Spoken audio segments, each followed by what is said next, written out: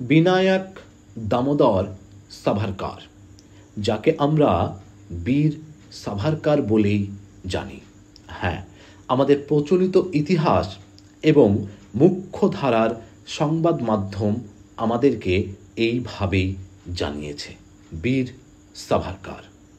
তো এই বীর সাভারকার 1883 সালের আজকের এই দিনেই অর্থাৎ 28শে মেতে জন্মগ্রহণ করেন। আজকে আমরা আমাদের এই আলোচনায় বীর সাভারকারের জন্মদিবস উপলক্ষে তার এমন এক সত্য ঘটনা বা তথ্য আমরা জানব যা আপনাকে নিশ্চিত রূপে তাক লাগিয়ে দেবে। দ্য আনটোল্ড ট্রুথ অফ বীর সাভারকার। কি সেই সত্য তা জানার জন্য প্রথমত আমাদেরকে একটি প্রশ্নের উত্তর খুঁজতে হবে। তা হলো, এই দামোদর সাভারকারকে বীর উপাধি কে দিয়েছিলেন? আর এর উত্তর জানার জন্য খুব ছোট্ট দারুণ মজার একটি গল্প জানতে হবে আমাদের। তা হলো 1926 সালে সাভারকারকে নিয়ে লেখা প্রথম জীবনী the life of barrister Savarkar বইতে সাভারকারকে প্রথম বীর বলে সম্বোধন করা হয়। আর এই বইয়ের লেখক ছিলেন চিত্রগুপ্ত। তাহলে চিত্রগুপ্তই প্রথম বীর বলে সম্বোধন করলেন বা সাভারকারকে বীর উপাধি দিলেন।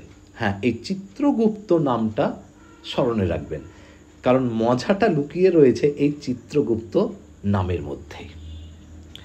কিন্তু এই বইয়ের সেকেন্ড এডিশন যখন প্রকাশিত হচ্ছে 1987 সালে, তখন সাভারকার আর বেঁচে নেই। 1966 সালে সাভারকার মারা গেছেন। অর্থাৎ তার মারা যাবার 2 দশক পরে তার সেই জীবনী বা বইয়ের সেকেন্ড এডিশন প্রকাশিত হচ্ছে 1987 সালে।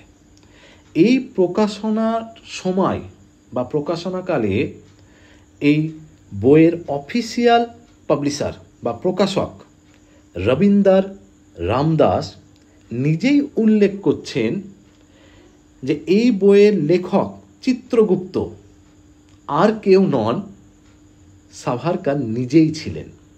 অর্থাৎ হিসেবটা এরকম দাঁড়ালো যে সাভারকার চিত্রগুপ্ত ছদ্মনামে নিজের জীবনী লিখে নিজেই নিজেকে উপাধি দিয়েছেন বীর। একদম সহজভাবে বললে সাভারকার নিজেই নিজেকে বীর উপাধি দিয়েছেন। তো এই স্বঘোষিত বীর সাভারকারের এই অঘোষিত সত্য জানতে কেমন লাগলো অবশ্যই কমেন্ট বক্সে জানাবেন। ধন্যবাদ।